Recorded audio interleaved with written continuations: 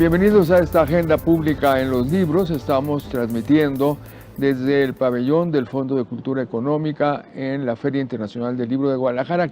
Y bueno, vamos a aprovechar para decirles cuáles fueron las propuestas más interesantes editoriales del fondo y de otras editoriales. Ya les dije que tenemos aquí pues invitados de lujo, José Woldenberg, que presentó Cartas a una joven desencantada con la democracia, un libro, creo yo, de lo más útil, aparte de muy bien logrado, es un género epistolar, en que pues le habla a una joven pues que naturalmente está desencantada, o no sé si sea la palabra, lo vamos a discutir con Pepe, porque ellos, estas nuevas generaciones, llegaron a la democracia y de alguna manera piensan que siempre la hubo, no conocen la historia, las luchas por por avanzar con todo lo imperfecta que sea nuestra incipiente democracia, por avanzar hasta este punto.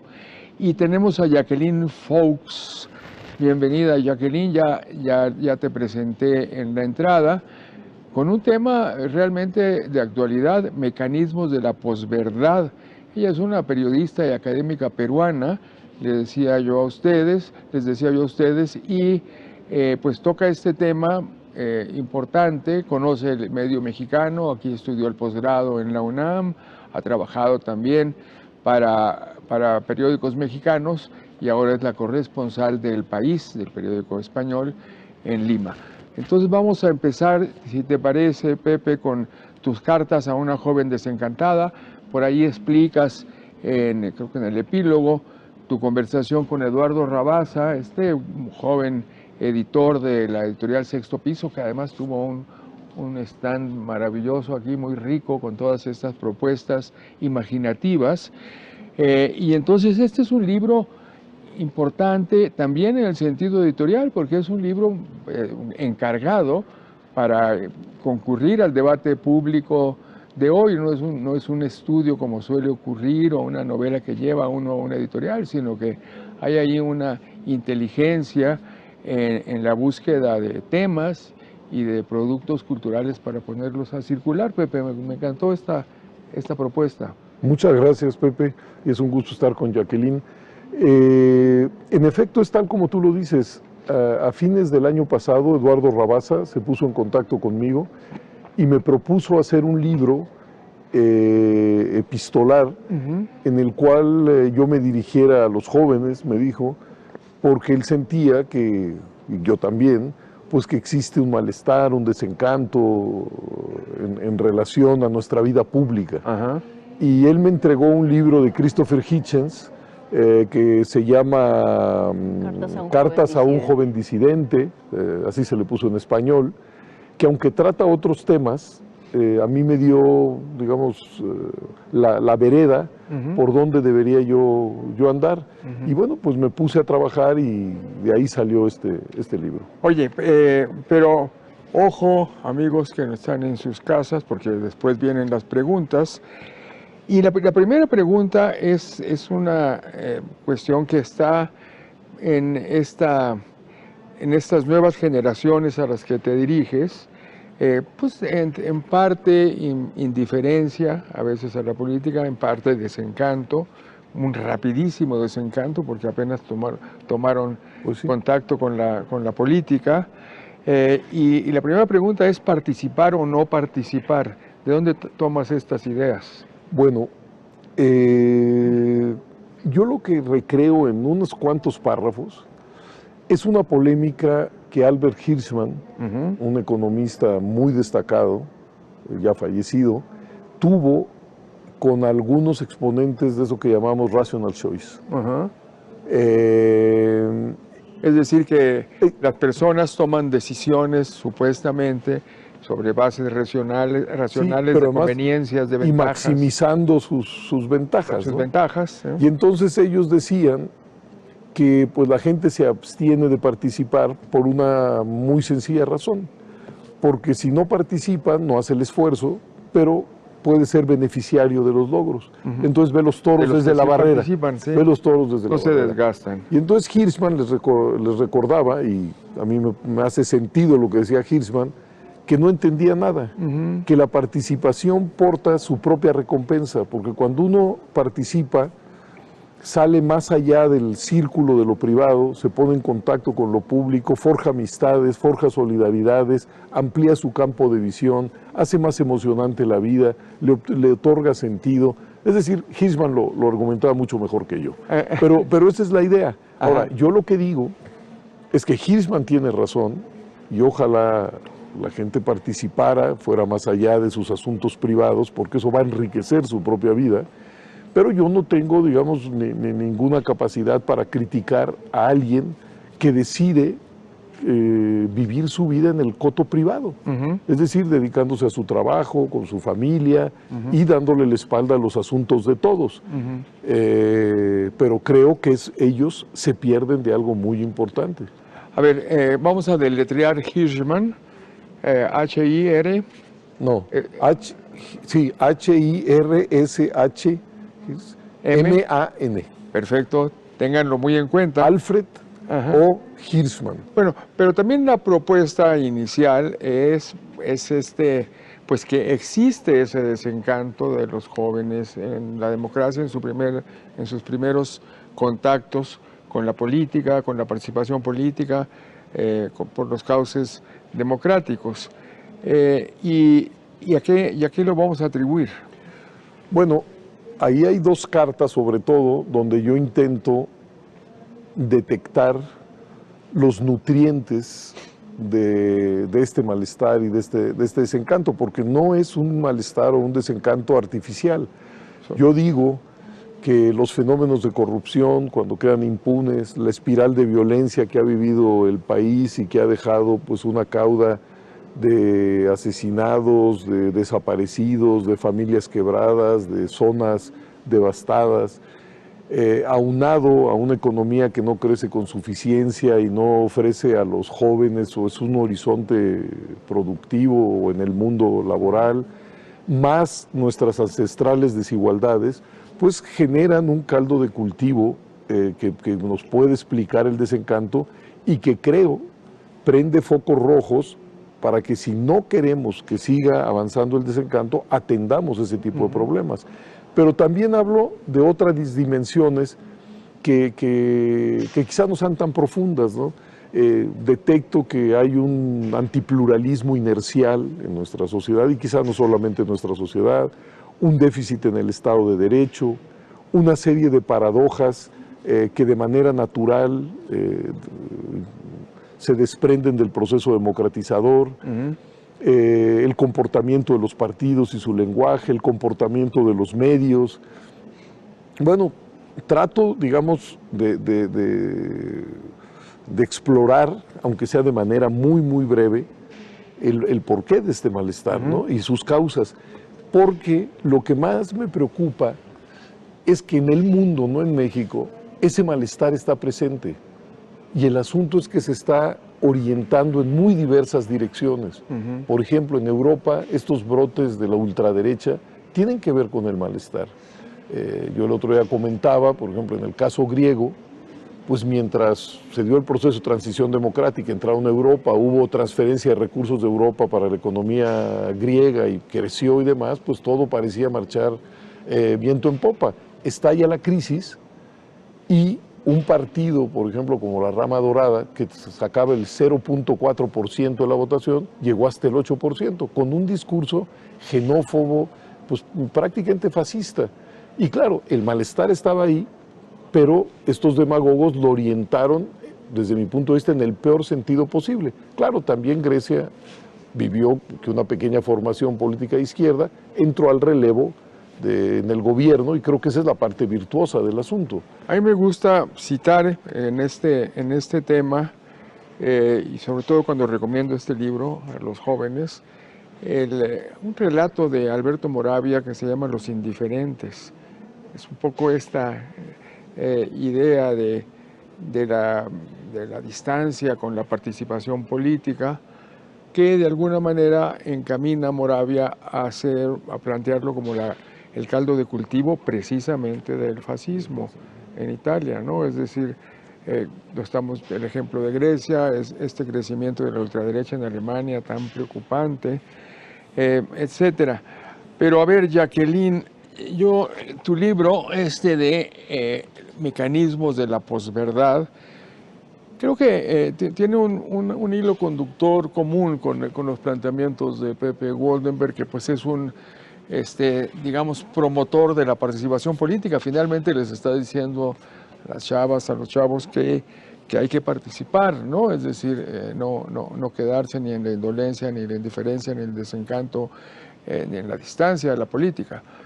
Entonces, en tu caso, en el caso de Perú, que luego se dan fenómenos muy semejantes, aquí tú pones el énfasis en el tema de los medios, en el tema de la comunicación pública, la comunicación política, que pues desarrolla estos mecanismos de la posverdad. Estamos acostumbrados a verlo en el caso del presidente Trump de Estados Unidos, pero lamentablemente es un fenómeno que también estás detectando en Perú y que podríamos detectar en muchos de nuestros países, ¿no? Latinoamericanos. A ver, Sí. cuéntanos. Bueno, en principio es un gran gusto estar aquí con ustedes compartiendo esta conversación. Muchas gracias por invitarme. No, a nosotros nos encanta tenerte por acá. Y De regreso a México. gracias. Hay sí varios puntos comunes con el libro El Maestro Woldenberg, pero yo resaltaría uno primero, que es que hay ciudadanos que sí creen en los mecanismos de la democracia, en la institución de la democracia, y que utilizan esos canales para plantear sus demandas, como por ejemplo cuando hay conflictos sociales entre poblaciones rurales y las industrias extractivas, que normalmente gestionan sus planteamientos, sus quejas, sus problemas mediante documentos ante el Estado, ante las empresas privadas, etcétera, y por esas vías no consiguen respuestas. No consiguen, y entonces llega un momento de movilización y de protesta. Y en esas circunstancias, debido a que ellos han llegado a la protesta, entonces nos damos cuenta que los mecanismos formales no están operando para esas personas. Lo que yo planteo en el libro es que hay que llamar la atención a cuando esas posibilidades, esos canales de la democracia no sirven para algunas poblaciones, sirven solo para otras, pero para un tipo de población que no comparte la manera de pensar o la manera de ver el país de quienes usualmente están en el poder económico o en el poder político. Para esas personas la democracia no está funcionando y no debería ser así. Y esto de que para esas personas no funciona la democracia se expresa muchas veces en mensajes que cuestionan y que caricaturizan o que agreden a estos grupos que son vulnerados muchas veces en sus derechos y que tienen que valerse de la protesta para tratar de que sean respetados. Hay un problema ahí que también mencionaba Pepe, tú lo mencionabas, Pepe, que es esta cultura, lamentablemente también arraigada, antipluralista, pero también antidialoguista, que no escucha más mensajes que los que confirman sus posiciones previas, prejuicios, estereotipos, etcétera, y todo lo demás para ellos es descartado. Es descartable, es falaz, es pagado, en fin, eso lo vemos con una. Ya sabemos que tú eres, digamos, no quiero ser de ninguna manera descalificar tu sentimiento clásico contra las redes sociales, pero... No estoy en contra de las redes sociales, estoy fuera de las redes sociales que existen. Pero por algo será, en las redes sociales abunda mucho este problema de la rigidez, de no aceptar los puntos de vista del otro, etcétera, ¿no? Es que la construcción democrática, yo cada vez llego a la conclusión que es una construcción civilizatoria en el sentido que es antinatural, porque va contra las pulsiones primeras de la gente. Básicas, instintos básicos. Cada persona cree que su diagnóstico, que su propuesta, que su dicho, que su iniciativa es la correcta, y aquellos que se le oponen, pues reciben de esta persona de manera casi inercial la descalificación. Entonces, lo que está en el código genético de la democracia es exactamente lo contrario. Decir en las sociedades, sobre todo las sociedades modernas o modernizadas, en estas sociedades palpitan intereses, sensibilidades, puntos de vista, ideologías diversas, las cuales merecen encontrar un cauce para su expresión, para su recreación, para su convivencia, para su competencia. Eso es lo que distingue precisamente a la democracia, pues, de las dictaduras, de los autoritarismos, de las teocracias, de los totalitarismos. Ahí sí se parte de la idea de que hay una verdad y las demás pues no son más que expresiones del antipueblo o lo que se quiera. Entonces, ese antipluralismo está muy sembrado en la sociedad mexicana, no se diga, pero creo que está muy extendido. Yo tengo una curiosidad, ¿por qué usted usa el término antipluralismo y no polarización? Porque en este caso no se trata, digamos, puede haber una convivencia polarizada. Y digamos, en muchos, incluso en muchos procesos electorales, solo para ilustrar, no solamente en los procesos electorales, puede darse una competencia entre dos polos, incluso ser muy tensa.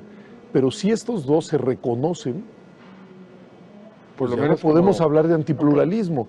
El antipluralismo parte de la idea, yo insisto, en que existe un sujeto, que pues, desde una persona, un partido, un sindicato, una organización, que se cree portadora de la verdad, de la virtud, y que quienes están enfrente de él no son más que los portadores de la mentira y del mal. Y del mal, ¿no? Los bad hombres. Pero, bueno, Trump yo creo que explotó esa pulsión de una manera horripilante desde un sentido, pero que logró conectar con 60 millones de votantes. Su discurso misógino, racista, barrio bajero, que en muchos círculos causa, yo digo, repulsión, a mí me causa repulsión, sin embargo, conectó con mucha gente, pero ahí utilizando otro asunto que también está ahí dibujado, que es el discurso de la antipolítica. Es decir, estamos nosotros, el pueblo bueno, y los políticos malos. Por supuesto, yo encarno al pueblo bueno. Y todos los problemas de ustedes derivan de la gestión de Washington, ¿no? Y eso le hizo sentido a mucha gente. Es una simplificación, es un asunto maniqueo, es un asunto incluso mentiroso, pero que tiene mucho punch. Y el discurso antipolítico está creciendo en muchos lados. Quien lo ha estudiado bastante bien es Andreas Schedler, que está en el CIDE en México, y él dice, es un discurso muy sencillo, se divide el mundo en dos, la sociedad buena, la política mala, y quien habla a nombre de la sociedad buena. Dice, y eso tiene un impacto tremendo. Y otra cosa, todos los días se pueden encontrar nutrientes para alimentar ese discurso. Claro. ¿Por qué? Porque todos los días hay un acto de corrupción, todos los días un político dice una tontería, todos los días hay un proyecto fracasado. Entonces, no es muy difícil alimentar ese discurso. A ver, Jacqueline, tú empiezas con un concepto que me hace pensar que tampoco es tan nuevo este fenómeno, Pepe. Jacqueline empieza con el macartismo, que precisamente fue eso, y vamos a hacerles una pregunta al respecto, así es que pónganse muy agudos. El macartismo fue una etapa en la vida de Estados Unidos, aprovechando los miedos contra el avance del comunismo, de los países socialistas, que pues infundió en las generaciones de Estados Unidos en los primeros años 50 este temor al cambio, que llamaban el temor al comunismo, e incluso se arraigó con este mismo principio chauvinista, patriótico, nacionalista exacerbado, es decir, comité de actividades antiamericanas, Se llamó este comité de un senador enloquecido, duró poco en este comité, pero su secuela fue larga en el curso de la Guerra Fría. Es decir, fue una época de negación del otro, una época de cerrazón en bloques, de polarización, como bien dices. Entonces, estamos viviendo, de alguna manera, repitiendo ciclos, Pepe. Bueno, eso se explica también dentro del contexto de la Guerra Fría. Exacto. Es decir, el resultado de la Segunda Guerra Mundial, pues lo que generó fueron dos potencias que organizaron la vida en torno suya, ¿no? Y era, pues, por un lado estuvo la OTAN y por otro lado el Pacto de Varsovia. Y en efecto, el lenguaje y el discurso era nosotros o los otros. Exacto. Es decir, la I no cabía en esa visión del mundo. Y en ese caldo de cultivo, pues en los Estados Unidos en efecto se exacerbó y bueno, tuvo efectos devastadores, por ejemplo en Hollywood. Digamos, ahí, guionistas, actores, directores. Fue también una cacería de brujos contra la inteligencia, contra la creatividad. Jacqueline, nos vamos a ir a un corte, pero apunta nada más el otro tema, el macartismo hecho para los norteamericanos, es decir, nacido en Estados Unidos, también se fue a Perú y se fue a México y se fue a todas partes, como tú lo planteas acá. Vamos a volver sobre ese tema, con eso empezamos, el siguiente corte y va a haber preguntas además. Es la agenda pública en los libros, estamos en la Feria Internacional del Libro de Guadalajara, desde el pabellón del Fondo de Cultura Económica. Volvemos en un momento.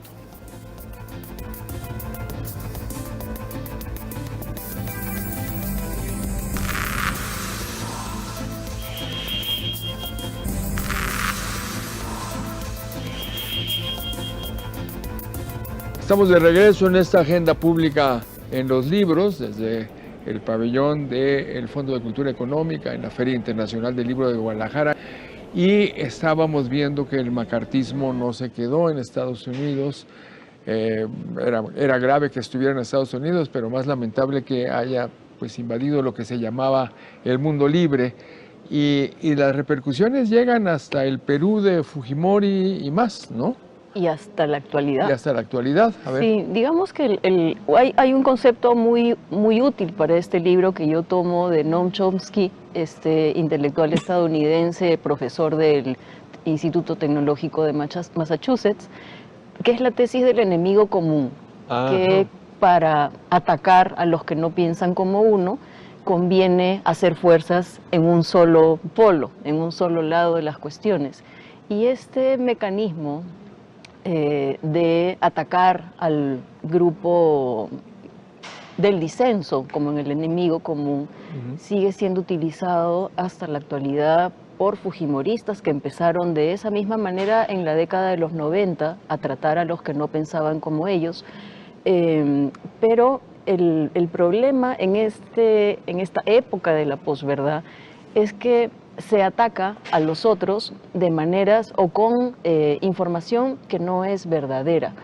Voy a poner el ejemplo que ocurrió durante la campaña por el no para el acuerdo de paz en Colombia el año pasado, para que no haya acuerdo de paz con la guerrilla de las FARC. La campaña por el no al acuerdo, que venía del lado del expresidente Álvaro Uribe, utilizó una gran cantidad de versiones falsas de qué cosa podría ocurrir si se firmaba el acuerdo. Activó una serie de mecanismos de la posverdad, exactamente, como se llama tu libro. Exactamente, ¿no? Y lo describimos allí. Entonces, ¿a quién utilizó como enemigo común el uribismo durante la campaña del no? Al chavismo. Hay miles de cuestiones cuestionables contra el chavismo, pero la campaña del no decía que si ganaba el acuerdo de paz en Colombia, que Colombia se iba a volver un país chavista, ¿no? Que Timochenko, el líder de las FARC, iba a asumir la presidencia. No había posibilidades de que eso ocurriera, pero el enemigo común, el ogro, el monstruo, era el muerto Chávez, y mucha gente creía, porque efectivamente ha habido una gran cantidad de información de lo mal que está Venezuela luego del chavismo y ahora con el régimen que ha continuado Maduro. Medias verdades combinadas con temores y con temores. Y con temores, ese es el mecanismo de la posverdad. Exacto. Precisamente. A ver, Pepe, y entonces el antídoto es la participación política, les dices a los jóvenes desencantados. No, yo creo que hay muchos antídotos, ¿no? Pero la idea es que de este malestar no nos lleve a tirar al niño junto con el agua sucia. Esta es un poco la preocupación. Para ilustrarlo, si yo pienso México de aquí a 20 años, a mí me gustaría que siguiera habiendo elecciones, partidos en plural, fenómenos de alternancia, pesos y contrapesos en los poderes públicos, gobernadores que tengan que coexistir con presidentes municipales de diferentes partidos, el presidente de la República que tenga que coexistir con gobernadores de diferentes partidos. Yo creo que eso hay que preservarlo. Hay que elevar el nivel del debate, la eficiencia en la gestión pública, lo que decía Jacqueline, los conductos a través de los cuales la gente se expresa no pueden estar obstruidos, ¿no? De acuerdo. Y combatir, digamos, eso hay que preservar, reformar, modificar, y hay que combatir pues, la corrupción, la violencia, lograr de nuevo un cierto crecimiento económico, abatir las desigualdades. Pero a veces me da la impresión que en este humor público tan agrio, a veces todo está en la misma canasta, ¿no? Y entonces podemos acabar, pues eso, deshaciéndonos de cosas que pues para mí tienen sentido y que si no las cuidamos, pues se pueden deteriorar aún más, ¿no? Ahí están en tus cartas 8 y 9 los temas estos de los nutrientes, ¿no? Sí. Del desencanto. Y están esos, y un concepto que tú utilizas mucho, el tema de la calidad de nuestra democracia, ¿no? Que sigue siendo muy bajo. Muy bajo.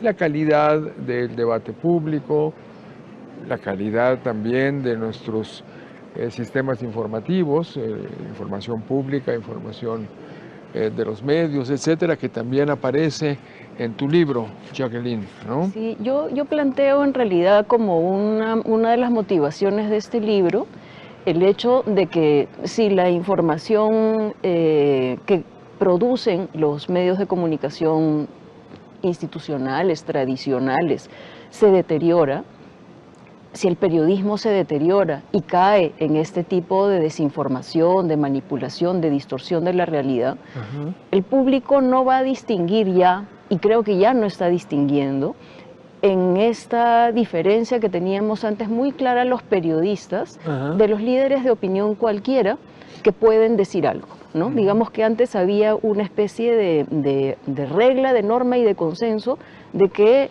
el valor principal del periodismo era la credibilidad. Como ahora es un tiempo en el que casi cualquier persona podría difundir masivamente información usando los medios sociales, y por eso se habla tanto de la posverdad como una cuestión diferente a la manipulación antigua, porque antes la manipulación antigua tenía ciertas limitaciones de llegar a público, claro. Pero ahora con los medios sociales es muy fácil diseminar una versión. Como dicen ellos, se viraliza. Exacto. Un verdadero virus, ¿no? Sí. Y entonces la emoción, ¿no? Las emociones y los prejuicios más las redes sociales o los medios sociales pueden hacer que una versión mentirosa o una versión distorsionada circulen con mucha facilidad. Y esto es lo que nos debería preocupar a los periodistas, de seguir distinguiéndonos muy claramente de cualquier otro que puede generar contenido masivo. Antes, digamos que la potestad de la información masiva, del contenido masivo, era de los medios de comunicación y del periodismo, pensando en noticias, ¿no? No pensando en la parte de entretenimiento. Y ahora la cuestión del contenido de noticias o de contenido de información política, que es lo que más tratamos en este libro, ya no es potestad de los medios de comunicación y del periodismo, sino que hay mucho contenido que se genera por Twitter, que se genera por YouTube o por Facebook. Trump, por ejemplo, no necesita comparecer ante los periodistas para dar noticias. En Venezuela, lo mismo. Las autoridades electorales, por ejemplo, que son tan cuestionadas cada vez que hay elecciones, a veces convocan a los periodistas a conferencias de prensa, pero donde va a hablar el funcionario de lo que sería el equivalente al IFE aquí, el Consejo Nacional Electoral allá, hacen pasar a la sala de prensa, por ejemplo, a líderes rurales, líderes comunitarios del chavismo, como si fueran periodistas, y en otra sala ponen una pantalla gigante para los periodistas que fueron a la conferencia de prensa para que no puedan preguntar. Ajá. Y entonces eso genera una versión incontrastable, ¿no? Incontestable, de que las cosas son solamente de una manera, de un solo carril, ¿no? Sí. De un solo carril. Y ese tipo de diálogo que normalmente debería haber ya no existe. Uh-huh. Entonces el problema que ponen los medios sociales en este tiempo para difundir información pública de fondo, información pública para que las personas puedan tomar decisiones en una democracia, es muy grave actualmente por cómo están conduciéndose las cosas en estos nuevos espacios. Muy bien, vamos a hacer preguntas, Pepe. ¿Cuál pregunta harías tú a los jóvenes que están listos ahí con sus teclados y sus vulgares para buscar? Si no lo saben, rápidamente. Hemos hablado de un autor, de Albert Hirschman, ajá, y el Fondo de Cultura Económica me encargaste hace 1 o 2 años, en la realización de una antología de este autor. Entonces, quizás si nos dicen el nombre de ese libro. Bueno, sí, y anotaron ustedes cómo se apellida el señor Hirschman. Espero que otra vez. Ahora se escribe como suena, es H-I-R-S-H-M-A-N. Albert O. Hirschman. ¿Cómo se llama esa antología que preparó José Walden para el Fondo de Cultura Económica, de este economista con una visión mucho más amplia que el economicismo, sí, una visión social? ¿Tú qué preguntarías? Yo quiero preguntar de quién es la tesis del enemigo común. Es una pregunta de retención porque ya lo dijiste hace un momento. Está muy bien para que no se distraigan. Es un autor muy interesante que acaba de estar en México, muy controvertido en algunas de sus posiciones. Muy prolífico. Prolífico y pues, de la tercera edad. Y tiene... casi en la cuarta. ¿De qué origen nacional es Chomsky? Pues no estoy muy seguro. No, ahí bueno, no sabemos, hay que googlear, hay que googlear. Bueno, expolié la pregunta. No, pero la pregunta es solo el nombre, no es el origen del señor. Ah, muy bien. Es más, ¿cómo se llama? Está dicho, o sea que si prestaron atención ya está resuelto. Exactamente. Bueno, pues yo haría una pregunta más simplemente para seguir dándole contexto al tema. La autora de un libro del Fondo de Cultura Económica también, de un libro que se llama Tiempo de Canallas, que es un testimonio sobre el macartismo de los Estados Unidos de los años 50 y que le da contexto a nuestra discusión. Bueno, pero vamos a continuar con estos 2 libros importantes que se presentaron en esta feria del libro que hoy concluye. Tú sigues, Jacqueline, desarrollando los temas de los mecanismos de la posverdad en Perú y en otros países. ¿Cuáles son esas rutinas que conducen a activar esos mecanismos de la posverdad? Son rutinas de los medios, pero también rutinas de las oficinas públicas de información, ¿no? Sí. Quisiera primero decir algo sobre la posverdad, porque, sí, claro, porque para quien... Algo más del concepto. Porque para que quede Dilo claro. de la manera más accesible, es domingo en la mañana, no hay que forzar mucho al auditorio. A mí lo que más me interesa, digamos, en términos de los conceptos, es distinguir por qué esto alude a un nuevo fenómeno y no es la manipulación y la desinformación tradicional, ¿no? Porque ha habido muchos artículos periodísticos en El País, en mi país, en el diario El País, quiero decir, y en mi país, diciendo que la posverdad es la mentira de siempre. Y yo lo que diría es que este término alude a un tiempo en el que están ocurriendo efectivamente la diseminación de las mentiras de siempre, pero por unas vías que antes no existían, que son los medios sociales, que permiten que éstas circulen de una manera muy grande y muy rápida y sin que haya consecuencias para quien emitió esa visión distorsionada de la realidad. Antes, digamos que la manipulación normalmente procedía o era controlada, operada por quien estaba en el poder. Ajá. Y ahora no necesariamente quien disemina este tipo de versiones está en el poder. Y no necesariamente necesita de los medios de comunicación que todos conocemos, previos a los medios sociales, para distribuir este tipo de mensajes. La otra cuestión que ocurre con la posverdad, con estas versiones, con estos procesos de formación de opinión pública anclados en las emociones y no en los datos verificables, lo que ocurre es que no hay sanción para quien dice este tipo de contenidos o para quien distribuye estas versiones de las cosas. Y entonces esa es una, digamos, esa es una gran diferencia respecto de los procesos tradicionales de manipulación. Así es. Oye, Pepe, pues están definiendo ya los candidatos a la presidencia de la República para las elecciones del próximo año. El PRI entró en su fase de definición. Digamos, el partido Morena ya está definido previamente.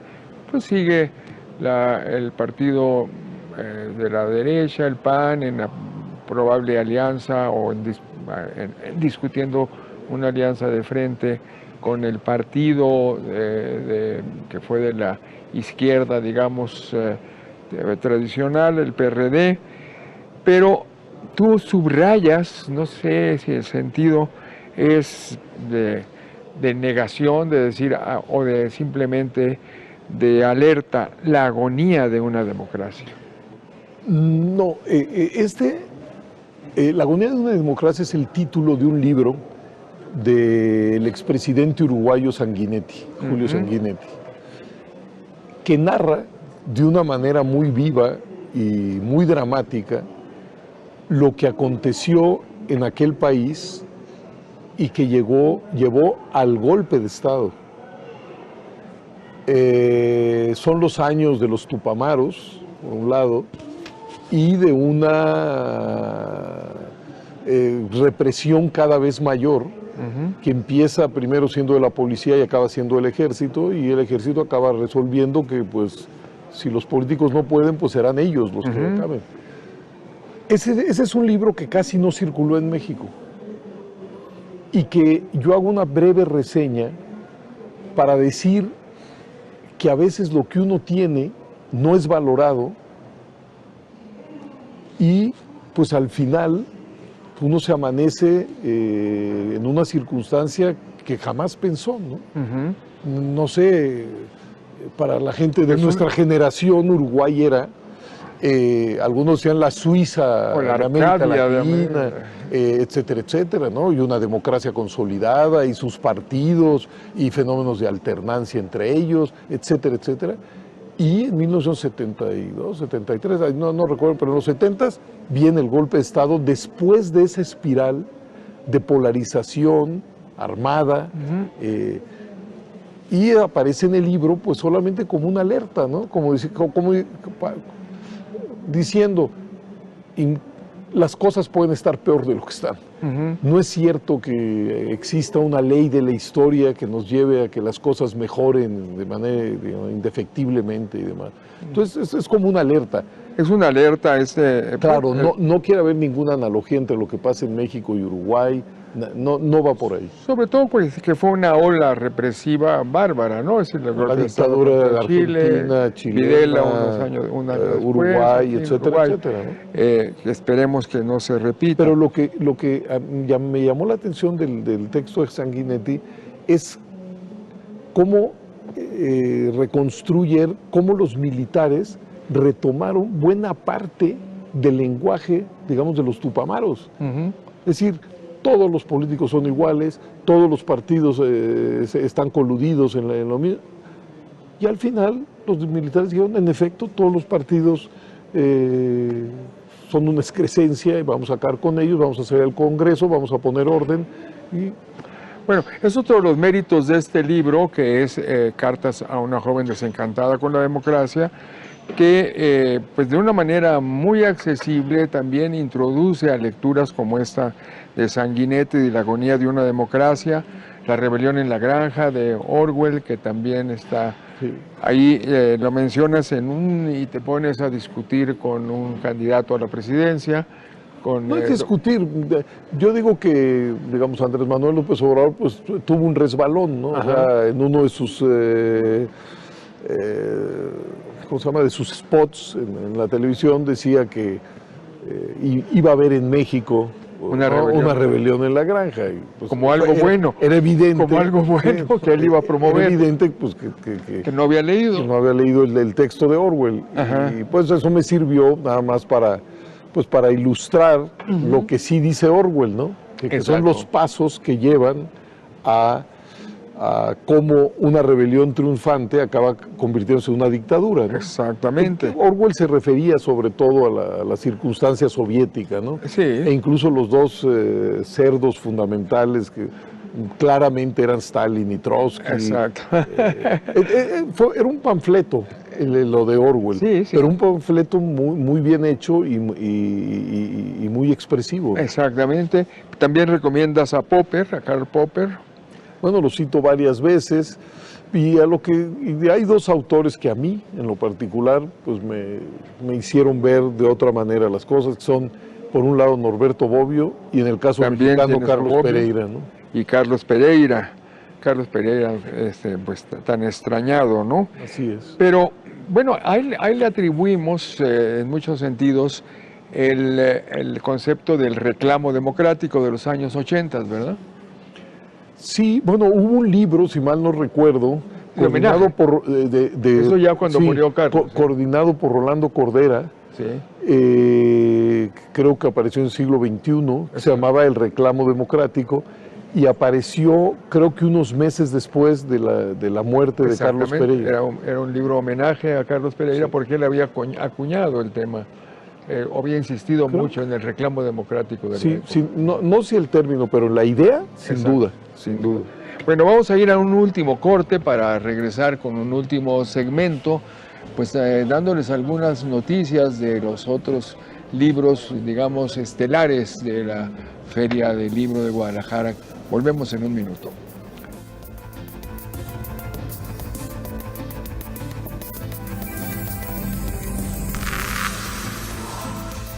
Que esta versión medio verdad, medio mentira, tenga digamos, un sentimiento anclado que permita que las personas lo acepten y lo divulguen. Yo voy a poner un caso que es posterior al libro, pero que ocurrió en Perú recientemente. Normalmente hay una especie de sentimiento común en todos los países de que los funcionarios públicos de alto nivel no deben aprovecharse del cargo que ocupan para favorecer a su entorno. Aprovechándose de este ánimo, ¿no? de que siempre hay una especie de indignación en los sectores más desposeídos hacia los beneficios que tienen los funcionarios públicos de altos cargos, en Perú hace poco hubo una primera plana de un tabloide que decía que el hijo de una ministra había solicitado una beca de estudio que es solamente para los más pobres, se llama beca 18. Y entonces, claro, un montón de periodistas se indignaron de cómo era posible que el hijo de una ministra solicitara esta beca que es para los sectores desposeídos. Y resulta que eso era mentira, ¿no? Pero durante toda una mañana, en las radios, en las redes sociales, la querían votar del cargo a esta ministra porque su hijo había supuestamente solicitado esa beca y no había pedido esa beca, había solicitado una beca que no se llama beca 18, sino beca Presidente de la República, que es para posgrados en el extranjero en universidades muy caras, ¿no? Pero como sí había solicitado una beca, pero no esa, entonces el medio se agarraba de un pedazo de realidad y un pedazo de mentira. Y funcionó, corrió como un reguero de pólvora esa versión, llegó a ser tendencia en los medios sociales y por supuesto lo que estaba detrás era que el fujimorismo quería que sacaran a esta ministra por otro motivo, porque no les gusta que en las escuelas se hable, por ejemplo, de conceptos de enfoque de género o que haya una orientación contra el bullying homosexual, digamos que se alerta en las escuelas para no molestar a los niños, etcétera. Y no les gusta al fujimorismo que este tipo de asuntos se vehiculen en las escuelas. Y otra cuestión que también ocurre con mucha frecuencia es Photoshop, ¿no? Claro.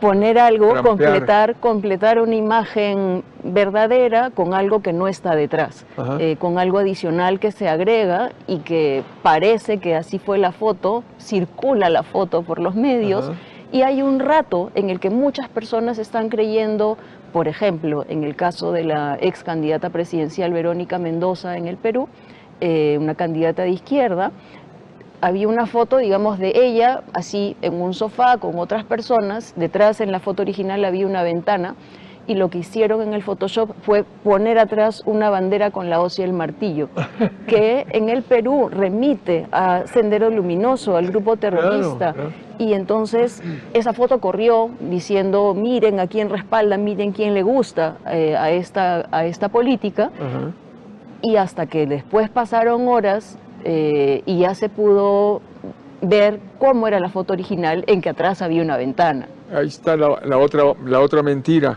que eso de que las imágenes no mienten, o que una imagen dice más que 1000 palabras. Eso era antes. Vamos terminando también, Pepe, con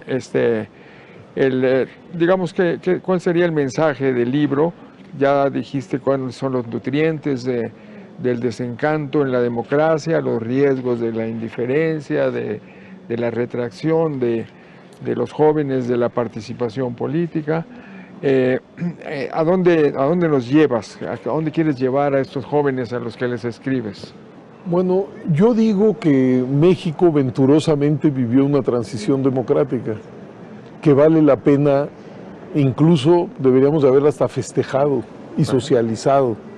No fue así, creo que ya no será, pero creo que hay que seguir insistiendo en que el régimen democrático es ética y políticamente superior a otras formas de gobierno.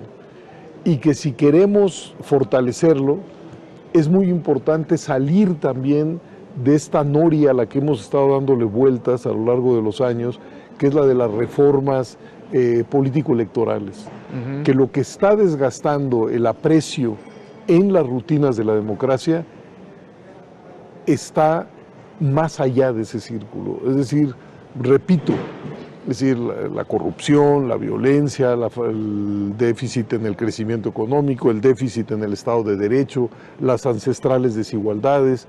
Es decir, tenemos que abrir el campo de visión, atender mucho de los fenómenos que están erosionando, insisto, el aprecio en los instrumentos de la democracia, vuelvo a repetir lo que he dicho muchas veces, y no tirar el niño junto con el agua sucia. Muy bien. Esa es la idea. Pues casi nos vamos, entonces yo nomás les quiero recordar algunos de los libros importantes. Desde luego, esta edición conmemorativa del famoso Zapata de John Womack, una revisión verdaderamente trascendente de conceptos, de la traducción misma de este libro y la presencia de John Womack, que fue realmente una presencia muy iluminadora en esta Feria del Libro de Guadalajara. Esta novela que estamos reeditando de Fernando del Paso, Linda 67, de hecho, historia de un crimen, es un thriller, digamos, de novela policíaca, novela de suspenso, interesantísimo. El gran desencuentro, esa otra experiencia, Pepe, importantísima de la descomposición de la Unidad Popular que condujo al golpe de Allende, por uno de los testigos y participantes de la época. Esta antología de la colección La Ciencia para Todos, que llegó a su título 250, con una selección también muy sólida de los 250 títulos de La Ciencia para Todos. La trompetilla acústica de Leonora Carrington con su prosa y las imágenes. El cambio climático de nuestro Nobel, el doctor Molina y Pepe Sarucán y Julia Carabias, pero se nos acabó el tiempo y les agradecemos muchísimo su atención en esta presentación que les hicimos de 2 libros básicos de nuestro debate político actual. Muchas gracias, Jacqueline. Gracias. Muchas gracias, Pepe. Gracias. Muchas gracias a ustedes por su participación desde donde están siguiendo este programa y participando también con sus respuestas. El lunes tendrán también la llamada para recibir sus regalos bibliográficos. Síganse con la programación de Foro TV.